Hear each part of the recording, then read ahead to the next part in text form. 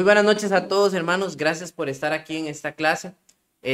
Hoy nos toca nuestra segunda parte de la clase del capítulo número 6 del libro de Hebreos.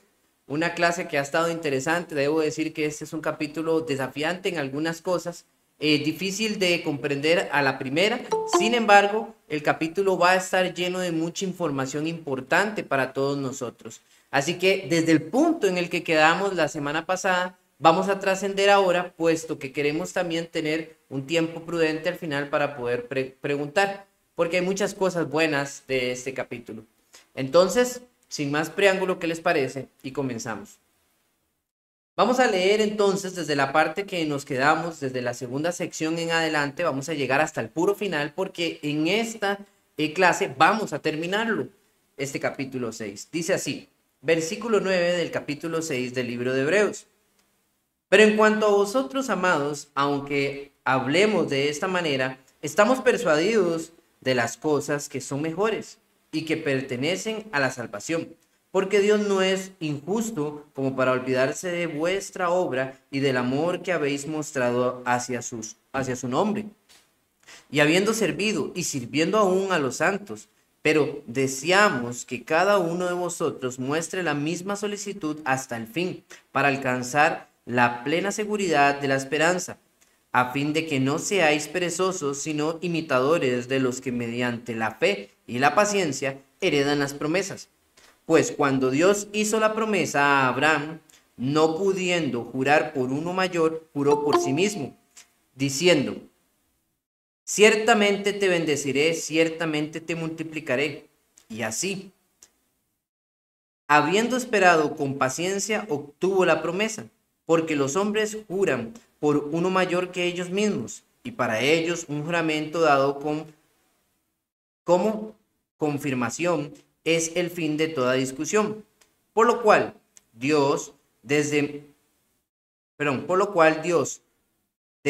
mostrar más plenamente a los herederos de la promesa la inmutabilidad de su propósito, interpuso un juramento a fin de que por dos cosas inmutables, en las cuales es imposible que Dios mienta, los que hemos buscado refugio seamos grandemente animados para asirnos de la esperanza puesta delante de nosotros, la cual tenemos como ancla del alma, una esperanza segura y firme, y que penetra hasta detrás del velo, donde Jesús entró por nosotros como precursor, hecho según el orden de Melquisedec, sumo sacerdote para siempre.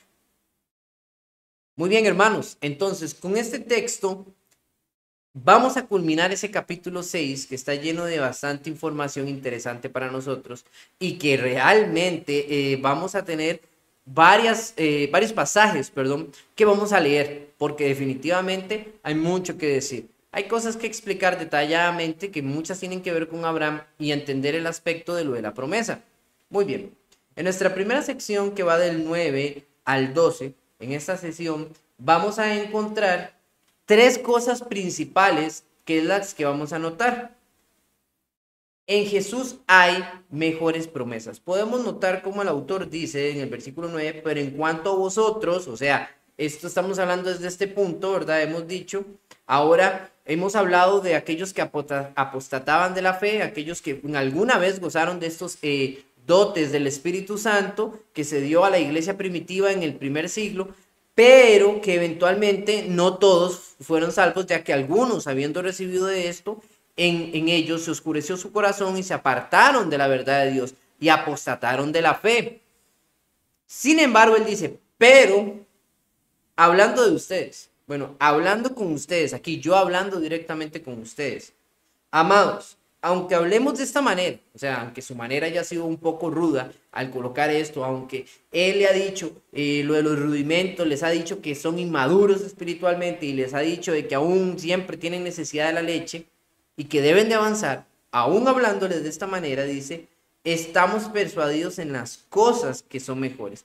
Aunque hablemos de los rudimentos, aunque hablemos de la leche espiritual, aunque nos detengamos en ese punto, hay que entender que somos persuadidos sí así. ¿Por qué? Por cosas que son mejores. Los judíos hacían todas aquellas cosas en otro tiempo por unas promesas, pero no son las mismas promesas del cristianismo. ¿Ok? Sí, Dios quería llevarlos a la finalidad del cristianismo, definitivamente, pero en el cristianismo hay nuevas promesas. Vamos a ver cómo esto se ha ido desarrollando, porque hay que entender que ya tenemos la evidencia de estas promesas. Número uno, un mejor sacerdote. Número dos, un mejor mensajero. Es importantísimo, hermanos, que si yo les preguntara a ustedes en el examen que viene la otra semana, no es por asustarlos, pero si les preguntara cuáles son esas mejores promesas que el autor del libro de los Hebreos ha dicho, pero hasta el capítulo 6, porque recuerden que hay más promesas de las que hablar, vamos a tener que mencionar dos en específico: un mejor mensajero y un mejor sacerdote. ¿Ok? Siendo esto, entonces, yo lo apunto por ahí para que se los dejo bien específico, no se me vaya a olvidar la pregunta de examen. Muy bien, entonces cuando usted y yo tenemos el planteamiento de esas dos cosas que él está hablando, pero él va a hablar de más promesas o eventualmente en todo esto, no ha terminado su punto hablando de Jesús como sumo sacerdote, en lo cual tiene que hablar aún de Melquisedec. Yo sé que ustedes están esperando dialogar de Melquisedec, de este hombre que parece ser misterioso ante el texto, pero el punto aquí ahorita es entender que a través de Jesús estamos obteniendo mejores promesas. El cristianismo tiene unas mejores promesas de lo que tenía aquel pacto hecho en la ley mosaica. Y hay una base a la que él se va a establecer y va a decir, bueno, pero uno diría, porque hay personas que dirían, pero las promesas no estaban en los judíos, no vienen de los judíos las promesas. Abraham era judío. Muy bien, Abraham, si yo se los coloco así, Abraham, nunca judaizó. Abraham era un patriarca y las promesas que Dios dio a Abraham, o la promesa, para ser más certero en nuestro hablar, la promesa que Dios dio a Abraham, la hizo en una generalidad. El pueblo judío tuvo todo este pacto y todo este conocimiento a través de Moisés y el pacto que Dios hizo con la casa de Israel. Pero el cristianismo no está limitado a eso. Vamos a hablar un poco más de eso adelante, pero sin embargo, vamos a continuar sobre lo que está aquí. Dios no olvida nuestro esfuerzo. Hay que entender que muchas veces pareciera que nuestra vida, aunque vamos desarrollando trabajos, actitudes y vamos desenvolviéndonos en nuestro cristianismo y no logramos ver resultados en nuestra vida, puede ser algo frustrante. Como por ejemplo los del libro de Hebreos. ¿Cuánto tiempo tenían de ser cristianos? Y el autor les dice, aún son inmaduros espiritualmente. Pero vea lo que él dice en el versículo 10. Porque Dios no es injusto como para olvidar de vuestra obra y del amor que habéis mostrado hacia su nombre, habiendo servido y sirviendo aún a los santos. Me encanta porque esto nos da un poco de interés en lo que más adelante Juan habla allá en el libro de Apocalipsis en cuanto a la iglesia, donde le menciona, has dejado tu primer amor. O sea, habla un montón de cúmulos de cosas que tiene buenas, que Dios está feliz de lo que han estado haciendo, su defensa del evangelio, su interés en el estudio hacia la iglesia de Éfeso, y ha hecho todo esto. Sin embargo, han dejado ese amor por Jesucristo. Pero ahora el autor del libro de los Hebreos más bien tiene un reconocimiento de que aunque son inmaduros, aunque tienen ciertos problemas y se están alejando del cristianismo porque están volviendo a aquellos parámetros judíos que no hay una esperanza real en ellos, aún así él le dice, porque Dios no es injusto. O sea, hay que entender que Dios ve nuestra obra, ve la obra de nuestras manos, nuestras acciones. Y si bien es claro, es muy claro, que la salvación no viene a través de las obras, sino a través de la fe en Cristo Jesús, la salvación, nuestra entrega, nuestra convicción, la fe se ve mostrada a través de las obras. Y cualquiera que quiera refutar eso estaría equivocado, porque tendría que entonces sacar el libro de Santiago de la Biblia. Y ese es otro punto de lo que hemos hablado en el video pasado refiriéndonos a una gracia irresistible, que es una de las partes de la teoría del tulip. ¿Qué es lo que quiero decir? Si nuestras acciones no tuvieran un valor y pudiéramos simplemente creer en Jesucristo, ser bautizados y ya con eso nos salvamos y todo se acabó, sí, la salvación viene de Jesús y automáticamente cuando creemos en Jesús y somos bautizados, porque solo creer en el aspecto de yo creo, pero se tiene que dar una muestra de esa creencia, o sea, una afirmación de fe, la cual se produce en el bautismo, eventualmente a usted le hace acreedor de la salvación en Cristo Jesús y el perdón de los pecados. Pero si nuestra vida se aleja, se aparta, entonces, ¿qué pasaría con la muestra de nuestra actitud en la fe? Bien lo dice Santiago, muéstrame tu fe sin tus obras y yo te mostraré mi fe a través de mis obras. Básicamente a muchas de estas personas no les gusta hablar del libro de Santiago porque realmente esto les puede abrumar, ya que ellos defienden mucho que no es a través de las obras que se consigue la salvación y eso es una realidad, no se consigue la salvación a través de obras. Eso era el pensamiento judío. La fe, la salvación se obtiene a través de la fe, pero la fe, la cual tenemos en Cristo Jesús. Sin embargo, nuestra fe se ve mostrada a través de nuestras obras. Y queramos o no queramos, eso es una realidad. Bien lo dijo Santiago, hasta los demonios creen y tiemblan, pero no quiere decir que son obedientes. Eso es una distinción bastante compleja y a nosotros nos deja en un parámetro muy importante de nuestra vida. Quiero que me acompañen al libro de Santiago para que leamos esto que les he mencionado. No quiero dejarlos ahí tampoco, como para que después piensen que el hermano Christopher se brincó esto y no les dio los datos también.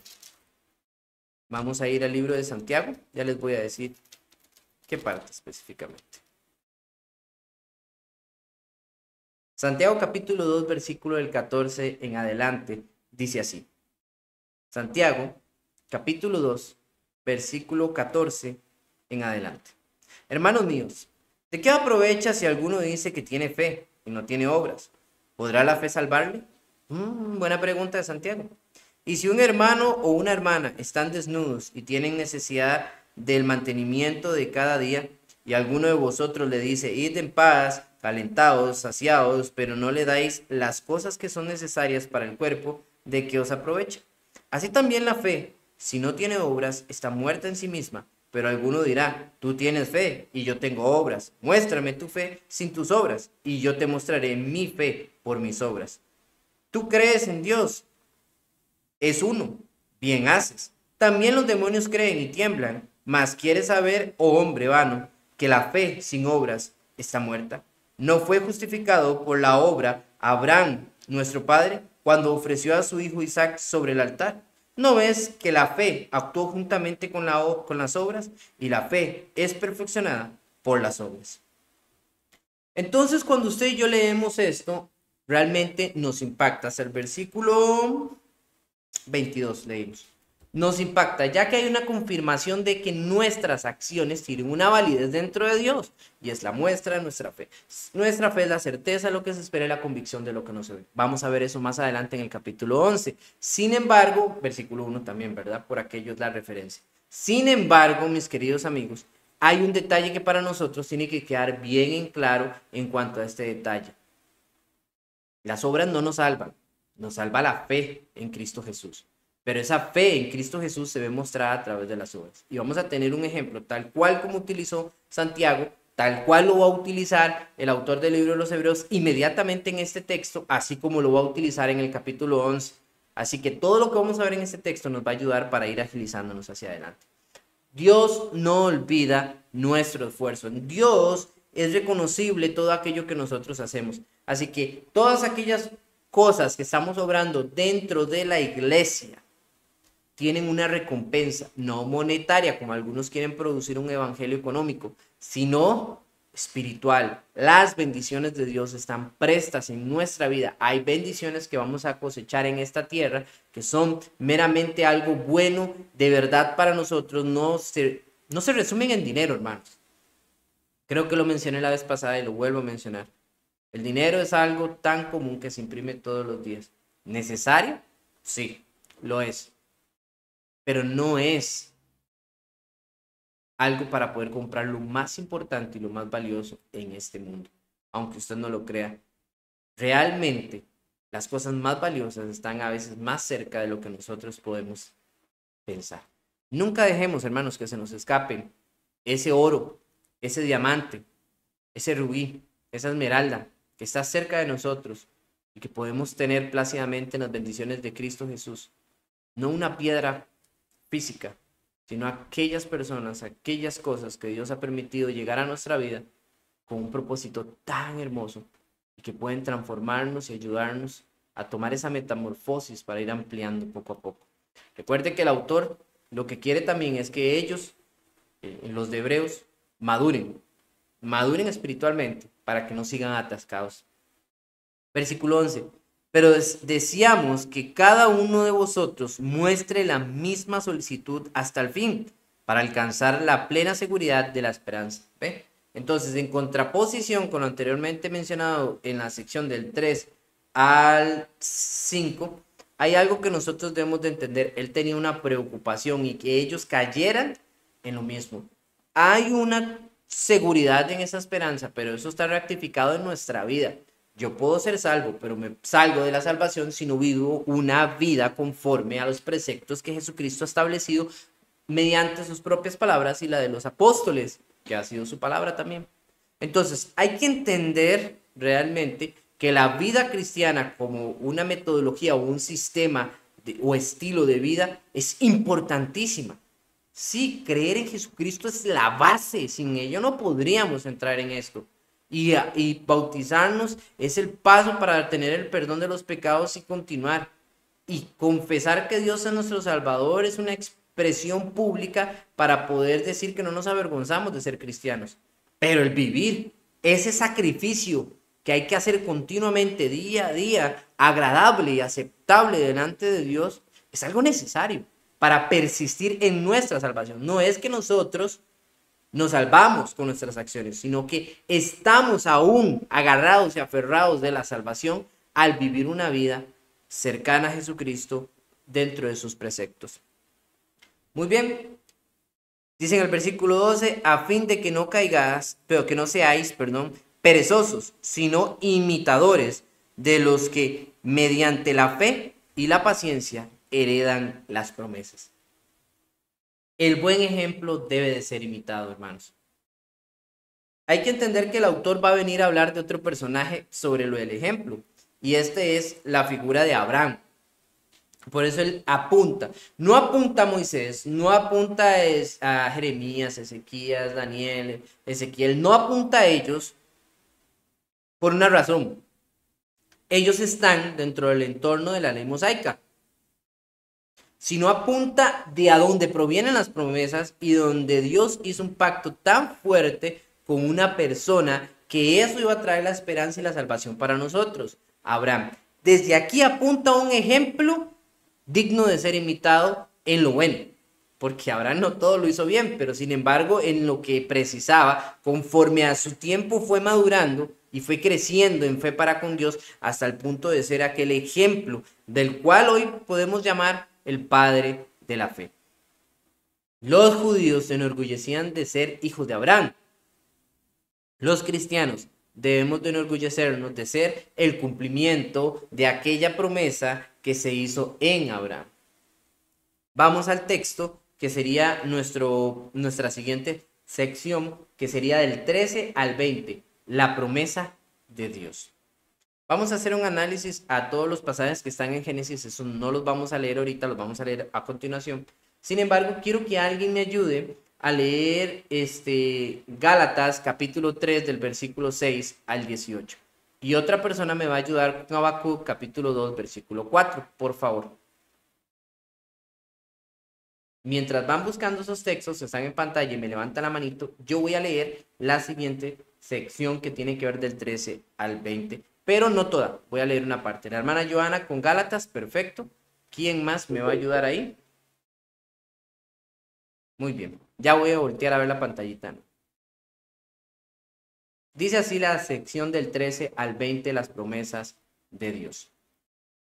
Pues cuando Dios hizo la promesa a Abraham, no pudiendo jurar por uno mayor, juró por sí mismo, diciendo, ciertamente te bendeciré, y ciertamente te multiplicaré. Y así, habiendo esperado con paciencia, obtuvo la promesa. Porque los hombres juran por uno mayor que ellos mismos, y para ellos es el fin de toda discusión. Por lo cual, Dios, deseando mostrar más plenamente a los herederos la promesa, la inmutabilidad de su propósito, interpuso un juramento, a fin de que por dos cosas inmutables en las cuales es imposible que Dios mienta, los que hemos buscado refugio seamos grandemente animados para asirnos de la esperanza puesta delante de nosotros, la cual tenemos como ancla del alma una esperanza segura y firme, y que penetra hasta detrás del velo. Si ustedes se están preguntando, ¿y cuáles son esas dos cosas inmutables de las que está mencionando? Ahí mismo las dijo el texto, solo que por el idioma las coloca anterior: promesas y juramento. Una promesa, un juramento.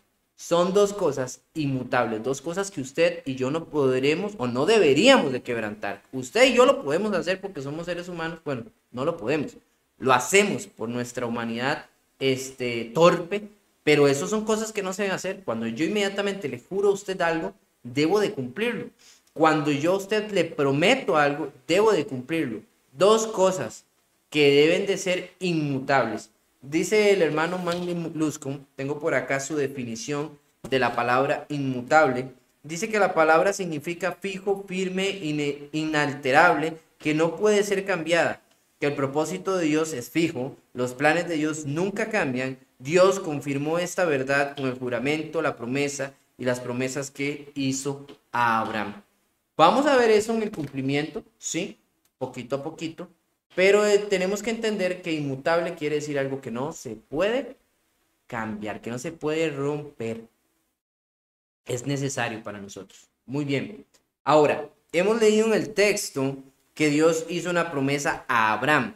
Y eso es importantísimo para nosotros. Sin embargo, a veces no tenemos una explicación para decirnos a nosotros mismos, bueno, ¿y a nosotros qué nos importa que Dios le haya hecho una promesa a Abraham? Realmente, ¿en qué nos ayuda? Si estamos súper años lejos de él estaba en la era patriarcal, ¿qué tiene que ver eso con nosotros como creyentes en esta era? Bueno, vamos a pedirle entonces a nuestra hermana Joana que nos lea Gálatas capítulo 3 del 6 al 18 y después nuestra hermana Roxy que nos lea el capítulo 2 de Habacuc, versículo 4. Amén. Gálatas 3, 6 al 18. El pacto de Dios con Abraham. Así Abraham creyó a Dios y le fue contado por justicia. Sabed, por tanto, que los que son de fe, estos son hijos de Abraham. Y la Escritura, previendo que Dios había de justificar por la fe a los gentiles, dio de antemano la buena nueva a Abraham, diciendo: en ti serán benditas todas las naciones, de modo que los de la fe son bendecidos con el creyente Abraham. Porque todos los que dependen de las obras de la ley están bajo maldición, pues escrito está: maldito todo aquel que no permaneciere en todas las cosas escritas en el libro de la ley para hacerlas. Y que por la ley ninguno se justifica para con Dios, es evidente, porque el justo por la fe vivirá. Y la ley no es la fe, sino que dice: el que hiciere estas cosas vivirá por ellas. Cristo nos redimió de la maldición de la ley, hecho por nosotros maldición, porque está escrito: maldito todo el que es colgado en un madero, para que en Cristo Jesús la bendición de Abraham alcanzase a los gentiles, a fin de que por la fe recibiésemos la promesa del Espíritu. Hermanos, hablo en términos humanos. Un pacto, aunque sea de hombre, Una vez ratificado, nadie lo invalida ni le añade.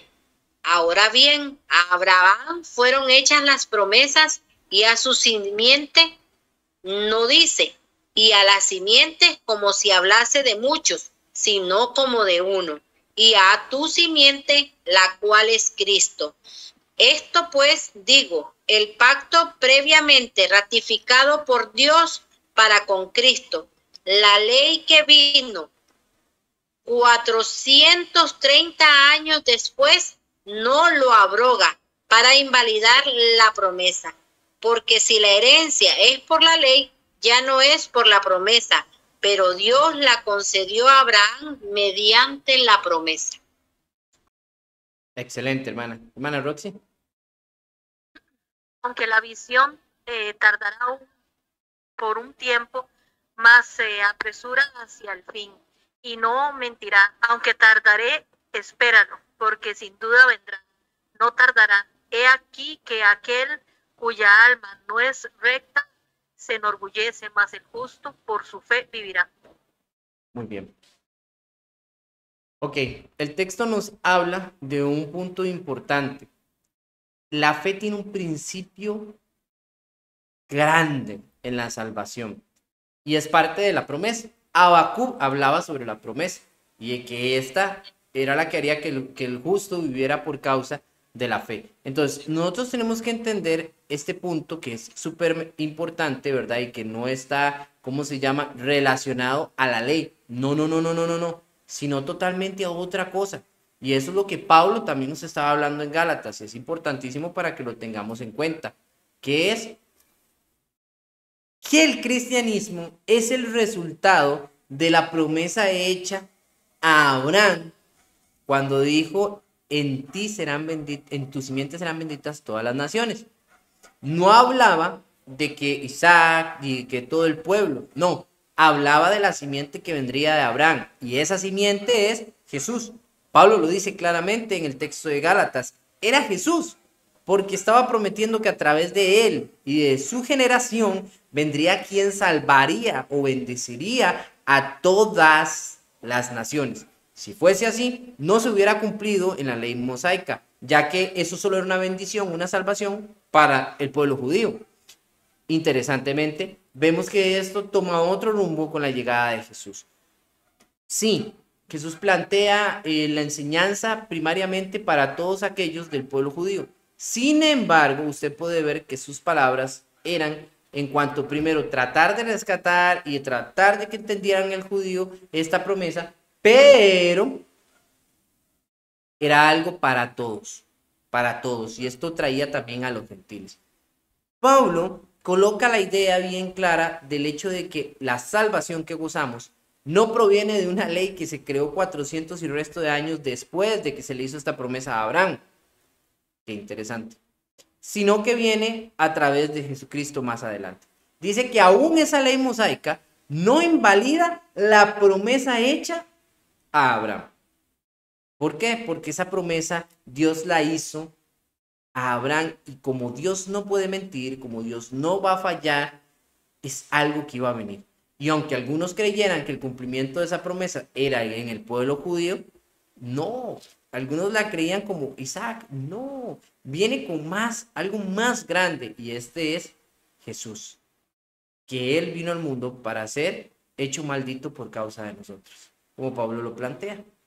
Y él dice que un pacto no se puede romper así porque así, ¿verdad? Sino que tiene que ser algo que tiene que ser llevado a cabo. Dice el versículo 15 de Gálatas, hermanos, hablo en términos humanos. Un pacto, aunque sea de hombre, una vez rectificado, nadie lo invalida ni le añade. Decía el autor del libro de los Hebreos, que nosotros como humanos siempre juramos por algo que es más grande para dar concluido un pacto. Como por ejemplo, yo siempre cuando una persona quiere hacer un juramento, jura por algo que es importante, valioso. Está en un momento decisivo, en un problema, dice, se lo juro por mi mamá, se lo juro por mi papá, se lo juro por mis hijos. ¿Por qué? Porque está dando una credibilidad. Ahora hay gente que dice, es que no hay que jurar, porque jurar es malo, dice la palabra del Señor. No, la palabra del Señor no dice que sea jurar malo. La palabra del Señor dice que jurar en vano es malo. O sea, que cuando usted o yo juramos mintiendo, sí es malo, porque estamos poniendo en riesgo muchas cosas. ¿Ok? Ahora que nosotros no somos dueños de las personas que podamos jurar, nuestra boca nos puede castigar. Y hay que entender algo. Hay que entender algo. Dios va a demandar de nosotros siempre lo que juramos. Entonces, no es malo jurar. Dios mismo juró a Abraham. ¿Por qué? Por él mismo, porque no había nada más grande que él en el mundo. Nada por lo que pudiera rectificar. Así que por él mismo juró, dándole una rectificación a aquello que le estaba diciendo. Pacto, promesas. ¿Ok? Entonces, cuando usted y yo vemos eso, vemos que hay una seguridad en las palabras que Dios le dio a Abraham. Vamos a estudiar un poco más esto. Ustedes ya vieron el cuadro que tenemos aquí en la pizarra. El cuadro presenta dos burbujas, ¿verdad? La primera, que era lo de Gálatas que leímos, y el segundo, dos cosas inmutables, la promesa y el juramento. Pregunta para examen. ¿Qué son dos cosas inmutables que Dios le dio a Abraham? La promesa, el juramento. Importantísimo. Entonces vamos a pasar al siguiente punto, que tiene que ver el análisis del texto conjunto con lo que menciona el autor del libro de los Hebreos, y que ahorita solamente lo ha mencionado por encima. Más adelante en el capítulo 11 lo mencionará más a fondo, pero que Pablo nos lo ha puesto sobre posición para que podamos nosotros darle interés a esto en el libro de Gálatas. Yo voy a estudiarlo desde aquí para que más adelante, cuando lleguemos al capítulo 11, que es tan extenso en historias, no necesitemos remarcar esto, pues ya lo habremos visto. Vamos a ir a Génesis capítulo 12. Importantísimo, Génesis capítulo 12. Muy bien. El capítulo 12 tiene para nosotros, hermanos, lo que es el inicio de la historia de Abraham. Desde el capítulo 11, versículo 27, usted ya puede ver cómo se viene hablando de la genealogía y cómo llega a Abraham. Dicha genealogía, desde Sem, uno de los hijos de Noé. Muy bien. Cuando estamos aquí, dice el versículo 1, pero Jehová había dicho a Abraham, vete de tu tierra y de tu parentela, a la casa de tu padre, a la tierra que te mostraré. Y haré de ti una nación grande, y te bendeciré, y engrandeceré tu nombre, y serás bendición. Bendeciré a los que te bendijeren, y a los que te maldijeren, maldeciré, y serán benditas en ti todas las familias de la tierra. Eso fue lo que Dios habló. Y se fue a Abraham, como Jehová le había dicho, y Lot fue con él, y era Abraham de edad de 75 años cuando salió Abraham, y tomó pues Abraham a Sarai su mujer, y a Lot, hijo de su hermano, y todos sus bienes que había ganado, y las personas que había adquirido en Harán, salieron para ir a tierra de Canaán. A tierra de Canaán llegaron. Muy bien, hay que entender que, bueno, en esencia, voy a pasar aquí porque me interesa enseñarles un mapa. Abraham dice que él sale de este lugar llamado Harán. Harán, vamos a ver si tengo el puntero para mostrar acá. Creo que sí. No se ve muy bien, pero ahí está chiquito. Ok. Harán es una región que está por acá, arriba, donde dice Charán. ¿Pueden ver ustedes que dicen Charán? Bueno, eso es porque está en otro idioma, me disculpan, pero ahí debiera decir Harán. Sin embargo, Abraham no viene de ahí. Abraham viene de esta parte que está aquí abajo, que se llama Ur, que es tierra de los caldeos. Es cercano donde estaba Babilonia y Nínive. Entonces, usted y yo tenemos que decir, bueno, suave, si Abraham venía de aquí, ¿cómo es que lo encontramos ahora allá? ¿Por qué así? Bueno, Dios la primera vez que le habló estando ahí. Entonces, vean ustedes lo que dice en el versículo 27 del capítulo 11 en adelante para que ustedes puedan escuchar cómo es que hay un cambio en todo esto. Dice así: estas son las generaciones, capítulo 11, versículo 27. Estas son las generaciones de Taré. Taré engendró a Abraham, a Nacor, a Harán, y Harán engendró a Lot. Y murió Harán antes que su padre Taré en la tierra de su nacimiento, en Ur de los Caldeos.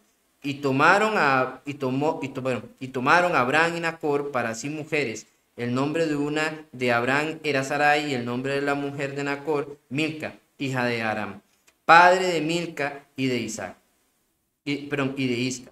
Mas Sarai era estéril y no tenía hijos. Y tomó tarea a Abraham a su hijo, y a Lot, hijo de Aram, hijo de su hijo, y a Sarai, su nuera, mujer de Abraham, su hijo, y salió con ellos de Ur de los Caldeos para ir a la tierra de Canaán. Y vinieron hasta Harán, y se quedaron allí. Y fueron los días de Taré 205 años, y murió Taré en Aram. Cuando usted ve esto, usted se da cuenta porque el versículo 1 del capítulo 2 empieza diciendo: pero Jehová había dicho a Abraham, vete de tu tierra y de tu parentela y de la casa de tu padre. ¿Qué pasó ahí? No sabemos con exactitud. Es muy probable que Dios haya hablado desde el inicio cuando Abraham estaba en Ur de los Caldeos y se dirigiera hacia Canaán, pero por alguna razón se quedaron allá en esta tierra de Harán. Yo sé que es un poco confuso porque hay una tierra que se llama Harán y hay un personaje que se llama Aram, que es uno de los hermanos de Abraham, pero que ya murió. ¿Ok? Vamos a hablar solo de tierras. Y de Abraham y Taré, que es el papá. Cuando Abraham seguramente empieza su recorrido por alguna razón, y podemos pensar muy certezamente que tiene que ver con el comercio, se hayan quedado en esta tierra de Aram, ya que era una tierra también fuertemente comercial como la de Ur. Y recuerden que ellos eran comerciantes. Así que es muy posible que en esa trascendencia se hayan quedado ahí. Recuerde que la idea de Dios era que él siguiera hasta la tierra de Canaán. Cuando usted se da cuenta de esto, es interesante. Hubo una detención. Sin embargo, Abraham estaba obedeciendo a Dios, aunque iba, digámoslo así, pausado. ¿Qué fue lo que hizo que terminara de desarrollar eso? Bueno, la muerte de su padre, y que él sabía que tenía que hacer lo que Dios le había mandado. Cuando usted y yo analizamos la promesa que hace que Abraham se mueva de Ur de los Caldeos hasta llegar a la tierra de Canaán, que esto es bastante. Una vez estuve haciendo un estudio con distancias entre lo que pudiera haber hecho este recorrido. Dicho sea de paso, recuerden que este recorrido es sobre tierras complicadas, sobre ladrones, no tenían carro como nosotros, ¿verdad? Ni bicicleta. Esto era algo complejo. Hacer este viaje era el viaje. Y no era solo, no eran unas cuantas personas, era todo el ganado que tuvieran, era todos los empleados, la esposa, toda la familia que estaba llevando a Abraham, todos iban. Y esto era algo que tenían que ir pausando, tenían que ir lento por los animalitos, no podían dejarlos en cualquier lado, sino que tenían que comer, tenían que negociar, tenían que generar alimentos. Todo esto hace una cuestión difícil para que este viaje no fuera tan sencillo. Entonces, analizando una vez esto, nos dimos cuenta de que esto podría posiblemente ser un viaje que nos llevara de Costa Rica hasta México. Por ahí anda. Si no, cuidado, hasta Texas en Estados Unidos. Es muy, muy probable que por ahí anduviera. Entonces, imagínense ustedes la clase de viaje que se dio a Abraham. Era un gran viaje. Él continuó, sí, después por la marca que vemos ahí, continúa hasta Egipto, pero no es lo que nos importa, sino lo que nos importa más grande aquí es la promesa. Dice así, la promesa es: y haré de ti, versículo 2, una nación grande. ¿Ok? También dice, y te bendeciré. Y también dice, y engrandeceré tu nombre, y serás bendición. O sea, todo esto en Abraham, pero él también lo iba a transmitir. ¿Ok? 3. Bendeciré a los que te bendijeran, y a los que te maldicieren serán, y a los que te maldicieren maldeciré, y serán benditas en ti todas las familias de la tierra. Esta última parte es la promesa general que Dios le hace a Abraham: en ti serán benditas todas las familias de la tierra. Cuando usted ve esto, hay una razón importante por la que Abraham se mueve. Dice el autor de los Hebreos que en paciencia lo hizo. ¿Cuál paciencia? El texto nos dice, Abraham tenía 75 años y la promesa de tener un hijo se cumple hasta que él llega a los 100 años. 25 años esperando eso. Una cosa. No una cosa, un hijo. Muy bien. En la siguiente sección tenemos la parte de Abraham y la fe. en Génesis capítulo 15, versículo 6, si usted va conmigo rápidamente, no vamos a leer tanto ahí, me gustaba la parte anterior para introducirnos un poco más. Rápidamente ya han pasado bastante años y Abraham tiene un problema aquí, habla con Dios sobre el hecho de que eso no llegaba. Incluso hace poco, les voy a dejar un dato, hace poco Abraham tuvo una cercanía a un personaje importante. Hace poco Abraham conoció a un personaje importante que nos interesa en el libro de Hebreos, a Melquisedec. Pero no es este el detalle importante de nosotros, sino es algo que pasó en la historia. Después de esto, él está con Dios en una situación que no le ha dado su descendencia, o sea, que no le ha dado su hijo prometido. Vea lo que le dice Dios a Abraham. Dice en el versículo 4 del capítulo 15, luego vino a él palabra de Jehová diciendo, no te heredará sino un hijo tuyo será el que te herede. Y lo llevó fuera y le dijo, mira ahora los cielos y cuenta las estrellas si las puedes contar. Y le dijo, así será tu descendencia. Dios habló firmemente a Abraham esto. Y vea lo que le dice, y vea lo que ahora dice el versículo 6. Y creyó a Jehová y le fue contado por justicia. Qué interesante porque dice que creyó a Dios y le fue contado por justicia. Entonces uno dice en el capítulo 2, entonces, él creyó en las promesas y se fue. Pero lo que nosotros conocemos como fe es lo que se ve reflejado en Abraham acá. Sí, tiene su destello allá en el capítulo 12, pero solo encontramos su máxima expresión acá, porque quiere decir que en este momento Abraham tuvo una confianza plena en lo que Dios le había dicho. Había pasado por varias situaciones. Una, había tenido un hijo con la empleada de su esposa por causa de su tradición. Otra, estaba en duda y pensaba que su mayordomo, el más grande de la casa, iba a heredar todo lo que tenía porque no tenía hijos. Sin embargo, aún así Dios le rectifica y le dice, no, así no va a ser de esta manera. Entonces el texto nos dice que Abraham creyó. ¿Y cómo vemos la evidencia de que realmente ahora Abraham era un completo creyente en Dios, que era un hombre de fe plena? Bueno, en Génesis capítulo 22, versículo 6, vemos la finalidad de lo que nos dice el autor del libro de Hebreos. Es cuando fue probado en paciencia. Tuvo que tener mucha paciencia en esperar. Y no solo en eso, aun cuando Dios demandó de él la promesa misma ya cumplida, siguió creyendo. ¿Por qué? Eso lo vamos a ver cuando lleguemos al capítulo 12. Dice así, en el versículo, 6. No, perdón. Estamos mal. Me equivoqué, puse 22. No era el 22.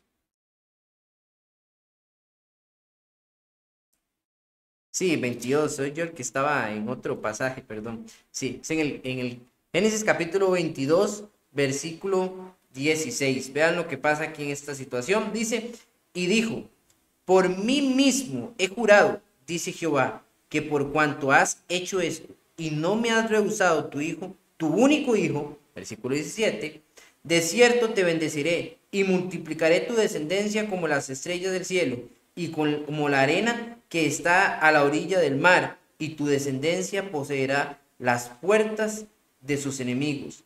En tu simiente serán benditas todas las naciones de la tierra, por cuanto obedeciste mi voz. Y volvió Abraham a sus siervos, y se levantó y se fue junto a Beerseba, y habitó a Abraham en Beerseba. Este es el momento cúspide de la vida de Abraham, donde Dios le hace la promesa más grande. Antes, en el capítulo 12, eran promesas de un pacto, de un trato. Tú vas y yo haré esto contigo. Ahora esta promesa no tiene que ver en que Abraham haga algo. Ya se la dio Dios. Y se la dio jurándosela en sí mismo. ¿Todo por qué? Porque Dios probó a Abraham y él fue aprobado. Hermanos, debemos de estar agradecidos en nuestra vida de que hubo un hombre llamado Abraham que creyó, porque en él se agilizó el proceso para que pudiéramos estar acá. No es Abraham el que nos da la salvación, es Cristo Jesús. Pero a través de un hombre como él, Dios definió de a dónde vendría aquel Salvador. Y fue a través de este hombre, Abraham, el padre de la fe, como popularmente lo conocemos.